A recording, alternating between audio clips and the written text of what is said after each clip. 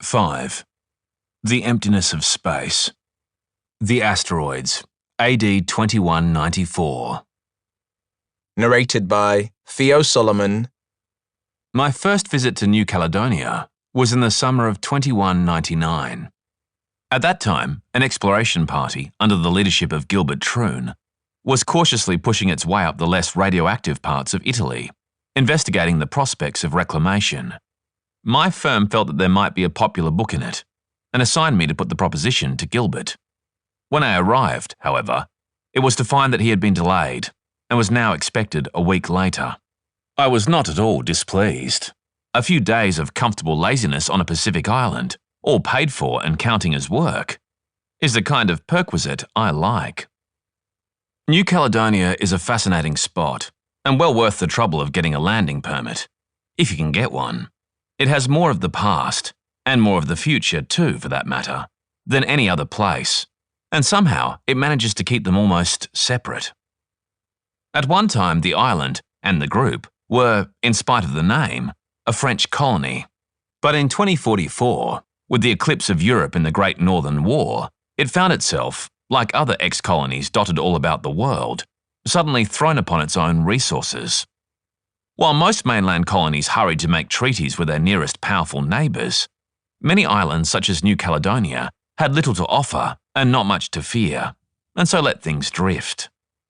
For 2 generations, the surviving nations were far too occupied by the tasks of bringing equilibrium to a half-wrecked world to take any interest in scattered islands.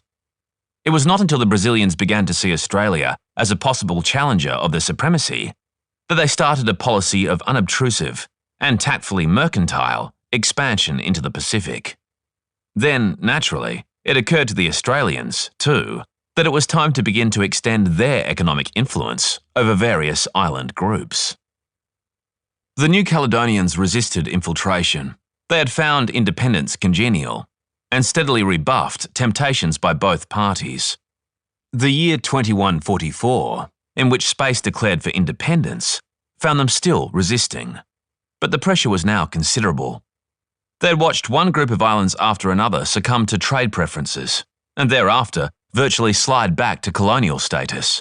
And they now found it difficult to doubt that before long the same would happen to themselves when, whatever the form of words, they should be annexed, most likely by the Australians in order to forestall the establishment of a Brazilian base there, within 1,000 miles of the coast. It was into this situation that Jamie Gonvaya, speaking for Space, stepped in 2150 with a suggestion of his own.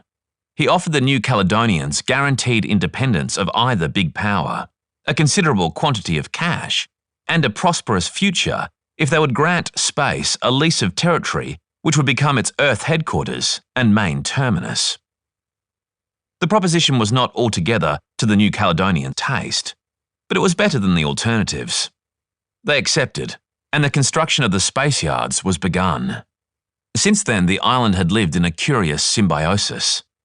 In the north are the rocket landing and dispatch stages, warehouses and engineering shops, and a way of life furnished with all modern techniques, while the other 4/5 of the island all but ignores it and contentedly lives much as it did 2.5 centuries ago. Such a state of affairs cannot be preserved by accident in this world. It is the result of careful contrivance both by the New Caledonians, who like it that way, and by Space, which dislikes outsiders taking too close an interest in its affairs.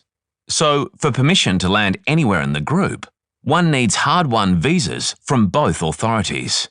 The result is no exploitation by tourists or salesmen, and a scarcity of strangers.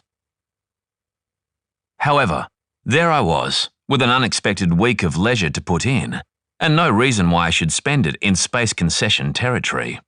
One of the secretaries suggested Lahua, down in the south at no great distance from Noumea, the capital, as a restful spot, so thither I went.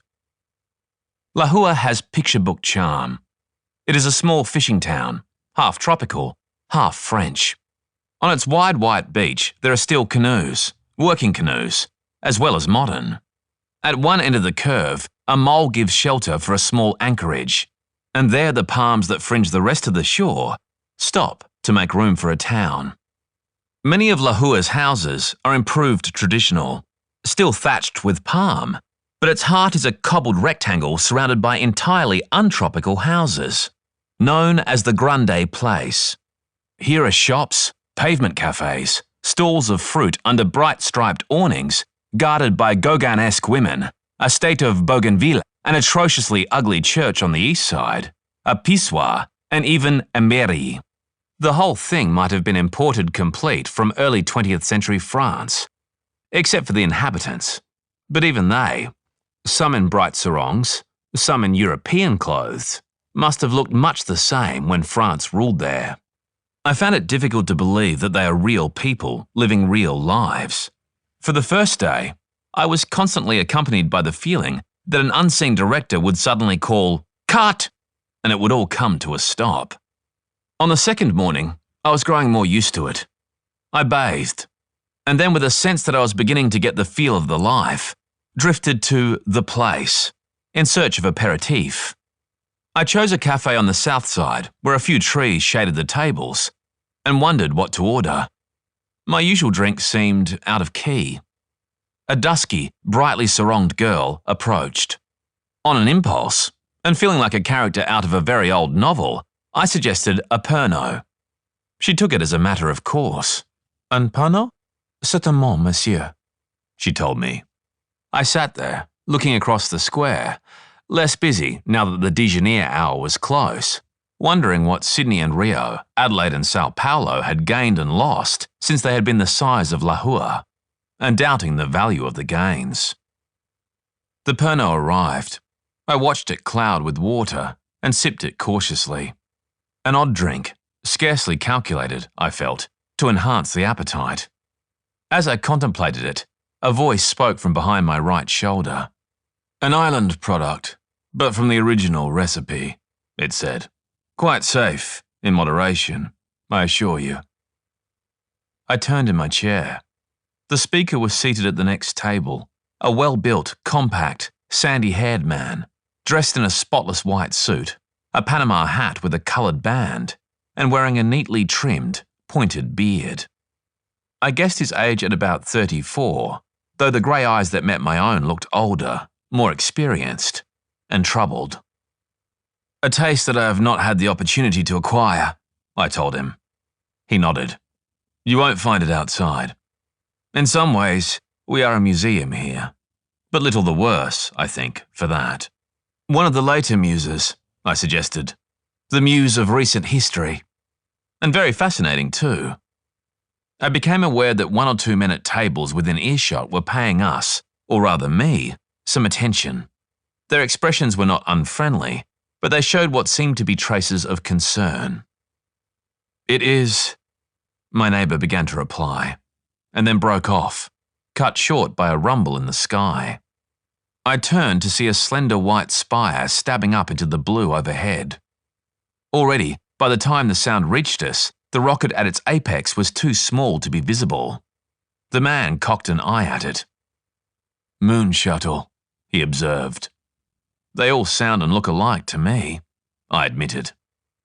"They wouldn't if you were inside. The acceleration in that shuttle would spread you all over the floor. Very thinly," he said, and then went on. "We don't often see strangers in Lahore. Perhaps you would care to give me the pleasure of your company for luncheon. My name, by the way, is Dorje." I hesitated, and while I did, I noticed over his shoulder an elderly man who moved his lips slightly as he gave me what was without doubt an encouraging nod. I decided to take a chance on it. "That's very kind of you. My name is David Myford, from Sydney," I told him. But he made no amplification regarding himself, so I was left wondering whether Dorje was his forename or his surname. I moved to his table, and he lifted a hand to summon the girl. "Unless you're averse to fish, you must try the bouillabaisse. Spécialité de la maison," he told me. I was aware that I had gained the approval of the elderly man, and apparently of some others as well, by joining Dorje. The waitress, too, had an approving air. I wondered vaguely what was going on, and whether I had been let in for the town bore, to protect the rest. "From Sydney," he said reflectively. It's been a long time since I saw Sydney. I don't suppose I'd know it now. It keeps on growing, I admitted, but nature would always prevent you from confusing it with anywhere else. We went on chatting. The bouillabaisse arrived, and excellent it was. There were hunks of first-class bread, too, cut from those long loaves you see in pictures in old European books. I began to feel, with the help of the local wine, that a lot could be said for the 20th century way of living. In the course of our talk, it emerged that Dorje had been a rocket pilot, but was grounded now. Not, one would judge, for reasons of health. So I did not inquire further. The second course was an excellent coupe of fruits I had never heard of, and, overall, iced passion fruit juice.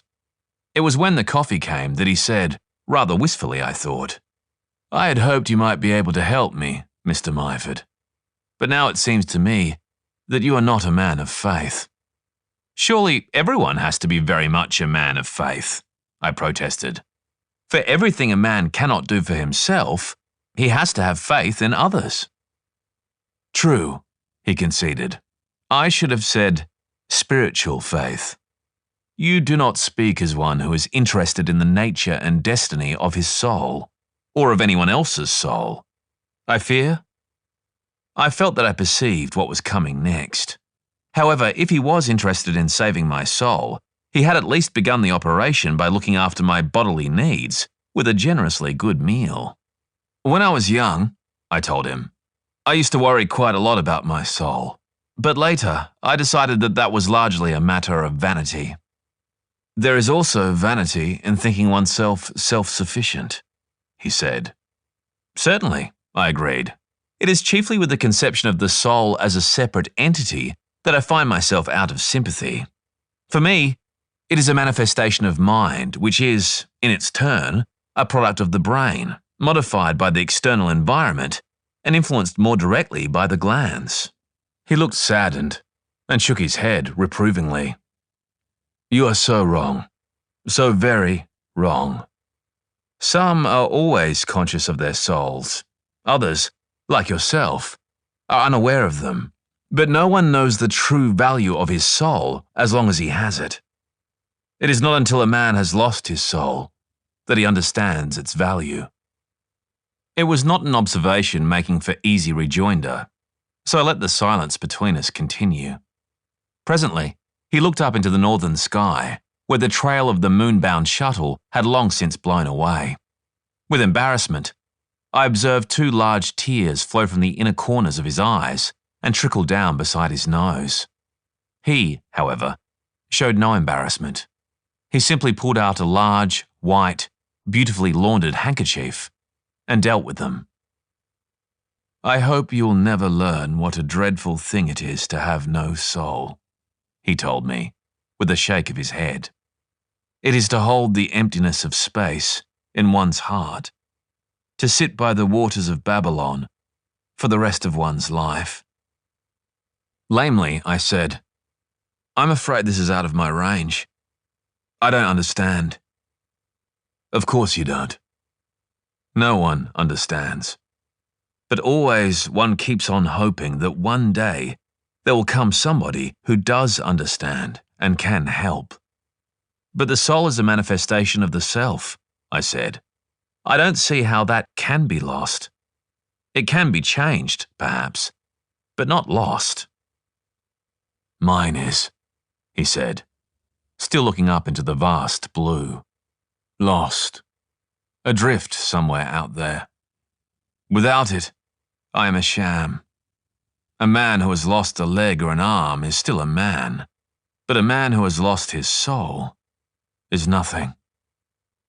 Nothing. Nothing." "Perhaps a psychiatrist," I started to suggest, uncertainly. That stirred him and checked the tears. "Psychiatrist?" he exclaimed scornfully. "Damned frauds! Even to the word. They may know a bit about minds, but about the psyche? Why, they even deny its existence." There was a pause. "I wish I could help," I said, rather vaguely. "There was a chance. You might have been one who could. There's always the chance, he said consolingly, though whether he was consoling himself or me seemed moot. At this point, the church clock struck 2. My host's mood changed. He got up quite briskly. I have to go now, he told me. I wish you had been the one, but it has been a pleasant encounter all the same. I hope you enjoy Lahua. I watched him make his way along the place. At one stall he paused, selected a peach-like fruit, and bit into it. The woman beamed at him amiably, apparently unconcerned about payment. The dusky waitress arrived by my table and stood looking after him. "Oh, le pauvre Monsieur George," she said sadly. We watched him climb the church steps, throw away the remnant of his fruit, and remove his hat to enter. "Il a fait la prière," she explained. "Tous les jours elle me pray for his soul. In the morning, in the afternoon. C'est si triste." I noticed the bill in her hand. I fear that for a moment I misjudged George, but it had been a good lunch. I reached for my note case. The girl noticed and shook her head. "Non, non, monsieur, non. Vous êtes convive. C'est d'accord? Allow Monsieur Georges his bill tomorrow. S'arrange. C'est okay," she insisted, and stuck to it. The elderly man whom I had noticed before broke in. "It's all right. Quite in order," he assured me. Then he added, "Perhaps if you are not in a hurry, you would care to take a café cognac with me." There seemed to be a fine open-handedness about Lahua. I accepted and joined him. "I'm afraid that no one can have briefed you about poor George," he said. I admitted this was so. He shook his head in reproof of persons unknown and added, "Never mind. All went well. George always has hopes of a stranger, you see. Sometimes one has been known to laugh. We don't like that." "I'm sorry to hear that," I told him. "His state strikes me as very far from funny." "It is indeed," he agreed. "But he's improving. I doubt whether he knows it himself, but he is. A year ago, he would often weep quietly through the whole déjeuner. Rather depressing, until one got used to it." "He lives here in Lahua, then?" I asked.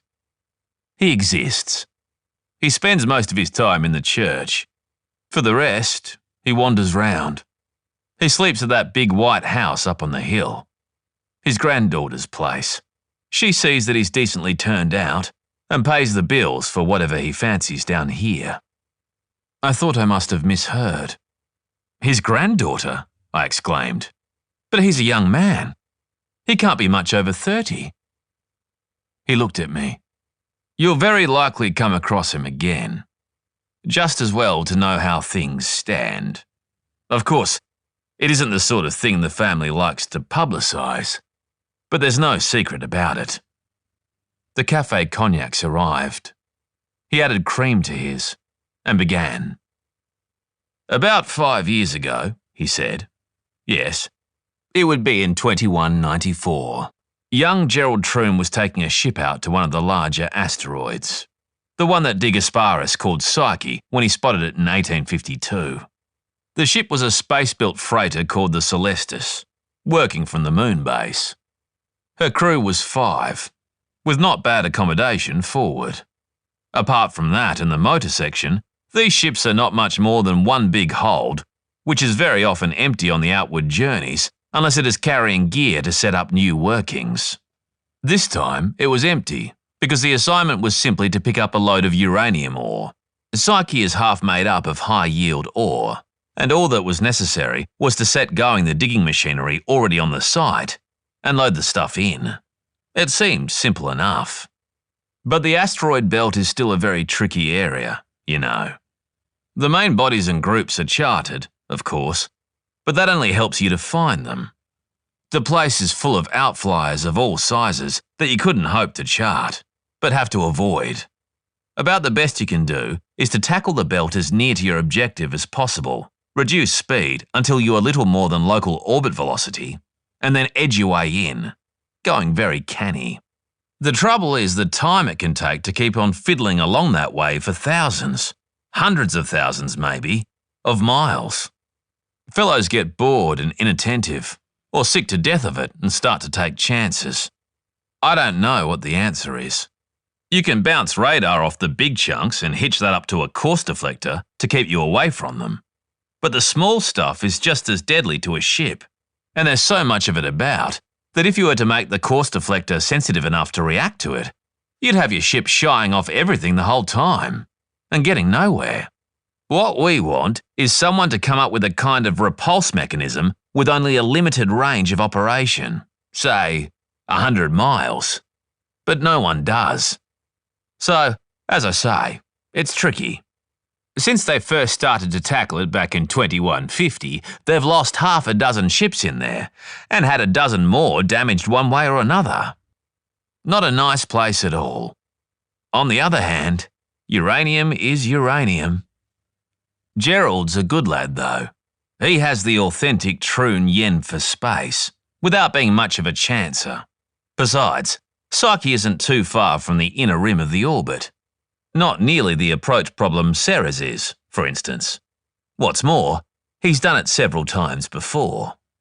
Well, he got into the belt and jockeyed and fiddled and niggled his way until he was about 300 miles out from Psyche and getting ready to come in. Perhaps he got a bit careless by then. In any case, he'd not be expecting to find anything in orbit around the asteroid. But that's just what he did find.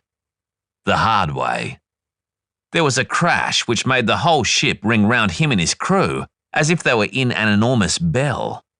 It's about the nastiest, and very likely to be the last, sound a spaceman can ever hear. This time, however, their luck was in. It wasn't too bad. They discovered that as they crowded to watch the indicator dials. It was soon evident that nothing vital had been hit, and they were able to release their breath. Gerald turned over the controls to his first, and he and the engineer, Steve, pulled spacesuits out of the locker. When the airlock opened, they hitched their safety lines onto spring hooks and slid their way aft along the hull on magnetic soles. It was soon clear that the damage was not on the airlock side, and they worked round the curve of the hull. One can't say just what they expected to find, probably an embedded hunk of rock, or maybe just a gash in the side of the hold. Anyway, it was certainly not what they did find, which was half of a small spaceship projecting out of their own hull.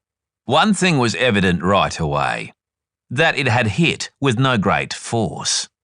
If it had, it would have gone right through and out the other side, for the hold of a freighter is little more than a single-walled cylinder. There is no need for it to be more. It doesn't have to conserve warmth, or contain air, or resist the friction of an atmosphere. Nor does it have to contend with any more gravitational pull than that of the moon. It is only in the living quarters that there have to be the complexities necessary to sustain life.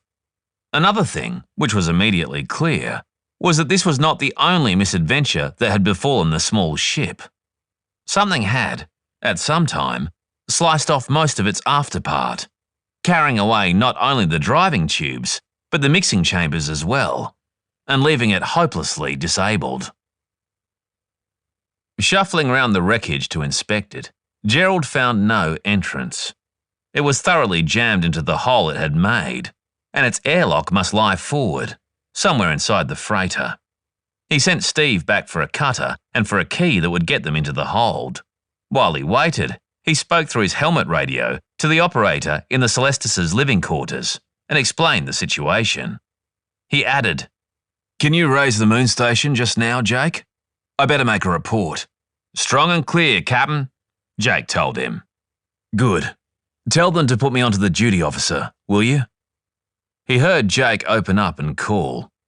There was a pause while the waves crossed and recrossed the millions of miles between them. Then a voice. "Hello, Celestis. Hello, Celestis. Moon station responding. Go ahead, Jake. Over." Gerald waited out the exchange patiently. Radio waves are some of the things that can't be hurried. In due course, another voice spoke. "Hello, Celestis. Moon station duty officer speaking. Give your location and go ahead. Hello, Charles. This is Gerald Troon calling from Celestis, now in orbit about Psyche. Approximately 320 miles altitude. I am notifying damage by collision. No harm to personnel. Not, repeat, not in danger. Damage appears to be confined to empty hold section. Cause of damage. He went on to give particulars and concluded, I'm about to investigate. We'll report further. Please keep the link open. Over. The engineer returned, floating a self-powered cutter with him on a short safety cord and holding the key, which would screw back the bolts of the hold's entrance port. Gerald took the key, placed it in the hole beside the door, and inserted his legs into the two staples that would give him the purchase to wind it. The Moon Man's voice came again. Hello, Ticker. Understand no immediate danger. But don't go taking any chances, boy. Can you identify the derelict? Repeat, no danger, Troon told him. Plumb lucky. If she'd hit 6 feet farther forward, we'd have had real trouble. I have now opened small door of the hold and am going in to examine the forepart of the derelict. We'll try to identify it. The cavernous darkness of the hold made it necessary for them to switch on their helmet lights. They could now see the front part of the derelict. It took up about half the space there was. The ship had punched through the wall, turning back the tough alloy in curled petals, as though it had been tinplate. She had come to rest with her nose a bare couple of feet short of the opposite side. The two of them surveyed her for some moments. Steve pointed to a ragged hole, some 5 or 6 inches across, about halfway along the embedded section. It had a nasty significance that caused Gerald to nod somberly. He shuffled to the ship and onto its curving side. He found the airlock on the top, as it lay in the Celestis, and tried the winding key. He pulled it out again. Calling you, Charles, he said. No identifying marks on the derelict. She's not space-built. That is, she could be used in atmosphere. Oldish pattern. Well, must be. She's pre the standardization of winding keys, so that takes us back a bit. Maximum external diameter, say 12 feet. Length unknown. Can't say how much after part there was before it was knocked off. She's been hauled forward too. Looks like a small meteorite, about 5 inches. At speed, I'd say. Just a minute. Yes, clean through and out, with a pretty small exit hole. Can't open the airlock without making a new key. Quicker to cut our way in. Over. He shuffled back and played his light through the small meteor hole. His helmet prevented him getting his face close enough to see anything but a small part of the opposite wall, with a corresponding hole in it. Easiest ways to enlarge this, Steve, he suggested. The engineer nodded. He brought his cutter to bear, switched it on, and began to carve from the edge of the hole. Not much good, Ticker, came the voice from the moon. The bit you gave could apply to any one of 4 ships. Patience, dear Charles, while Steve does his bit of fancy work with the cutter, Troon told him. It took 20 minutes to complete the cut through the double hull. Steve switched off, gave a tug with his left hand, and the joined inner and outer circles of metal floated away. Celestis calling Moon. I am about to go into the derelict, Charles. Keep open, Troon said. He bent down, took hold of the sides of the cut, kicked his magnetic soles free of contact, and gave a light pull which took him floating head first through the hole in the manner of an underwater swimmer. Presently, his voice came again, with a different tone. I say, Charles, there are 3 men in here, all in spacesuits, old-time spacesuits. 2 of them are belted onto their bunks. The other one is… Oh, his leg's gone. The meteorite must have taken it off. There's a queer… Oh, God. It's his blood frozen into a solid ball. After a minute or so, he went on. I've found the log.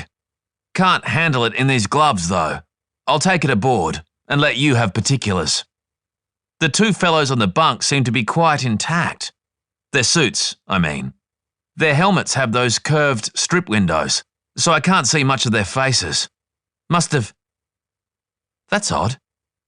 Each of them has a sort of little book attached by a wire to the suit fastener.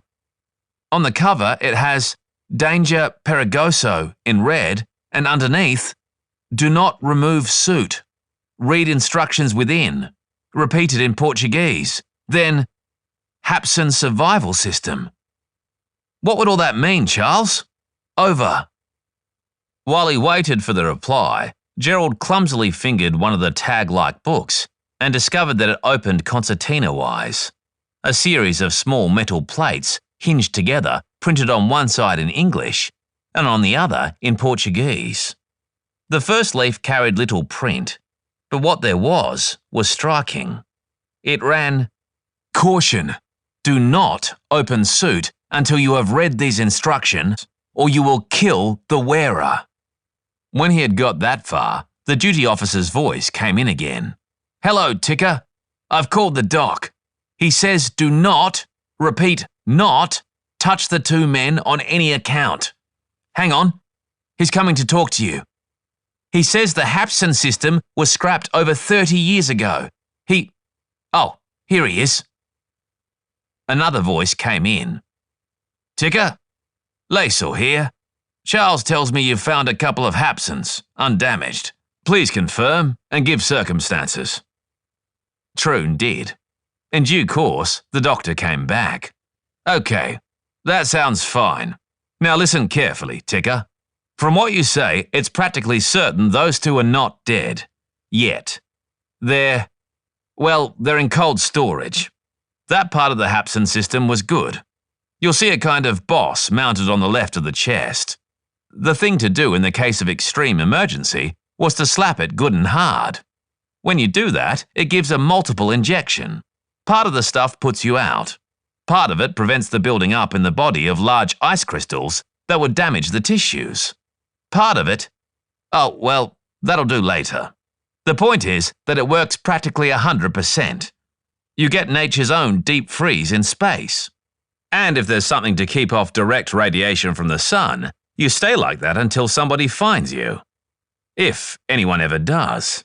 Now, I take it that these two have been in the dark of an airless ship, which is now in the airless hold of your ship. Is that right? That's so, Doc. There are the two small meteorite holes, but they would not get direct beams from there. Fine. Then keep them just like that. Take care they don't get warmed. Don't try anything the instruction sheet says. The point is that though the success of the Hapson freeze is almost sure, the resuscitation isn't. In fact, it's very dodgy indeed. A poorer than 25% chance at best. You get lethal crystal formations building up, for one thing. What I suggest is that you try to get them back exactly as they are. Our apparatus here will give them the best chance they can have. Can you do that? Gerald Troon thought for a moment. Then he said, We don't want to waste this trip. And that's what'll happen if we pull the derelict out of our side to leave a hole we can't mend. But if we leave her where she is, plugging the hole, we can at least take on a half-load of ore. And if we pack that well in, it'll help to wedge the derelict in place. So suppose we leave the derelict just as she lies, and the men too, and seal her up to keep the ore out of her. Would that suit? That should be as good as can be done, the doctor replied. But have a look at the two men before you leave them. Make sure they're secure in their bunks. As long as they are kept in space conditions, about the only thing likely to harm them is breaking loose under acceleration and getting damaged. Very well, that's what we'll do. Anyway, we'll not be using any high acceleration the way things are. The other poor fellow shall have a space burial. An hour later, both Gerald and his companions were back in the Celestis' living quarters, and the first officer was starting to maneuver for the spiral into Psyche. The two got out of their spacesuits. Gerald pulled the derelict's log from the outside pocket and took it to his bunk. There he fastened the belt and opened the book. 5 minutes later, Steve looked across at him from the opposite bunk with concern. Anything the matter, Captain? You're looking a bit queer. I'm feeling a bit queer, Steve. That chap we took out and consigned to space, he was Terence Rice, wasn't he? That's what his disc said, Steve agreed. Gerald Troon paused. Then he tapped the book. This, he said, is the log of the Astarte. She sailed from the moon station 3rd of January 2149, 45 years ago, bound for the asteroid belt. There was a crew of 3, Captain George Montgomery Troon, Engineer Luis Gompez, Radio Man Terence Rice. So, as the unlucky one was Terence Rice, it follows that one of those 2 back there must be Gompez, and the other, well, he must be George Montgomery Troon, the one who made the Venus landing in 2144. And, incidentally, my grandfather. Well, said my companion, they got them back all right. Gompez was unlucky, though. At least, I suppose you'd call it unlucky.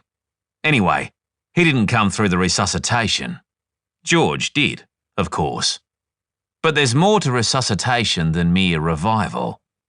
There's a degree of physical shock in any case, and when you've been under as long as he had, there's plenty of mental shock too.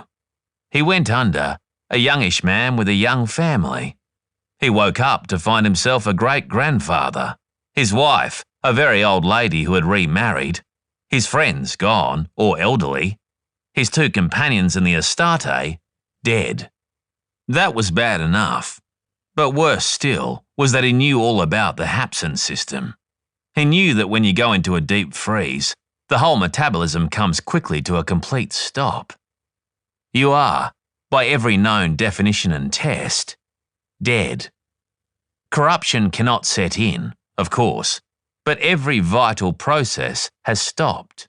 Every single feature which we regard as evidence of life has ceased to exist. So you are dead. So, if you believe, as George does, that your psyche, your soul, has independent existence, then it must have left your body when you died. And how do you get it back? That's what George wants to know. And that's why he's over there now, praying to be told. I leant back in my chair, looking across the place at the dark opening of the church door. You mean to say that that young man, that George who was here just now, is the very same George Montgomery Troon who made the first landing on Venus, half a century ago? I said. He's the man, he affirmed. I shook my head, not for disbelief, but for George's sake. What will happen to him? I asked. God knows, said my neighbour. He is getting better. He's less distressed than he was. And now he's beginning to show touches of the real Troon obsession to get into space again. But what then? You can't ship a Troon as crew. And you can't have a captain who might take it into his head to go hunting through space for his soul. Me, I think I'd rather die just once.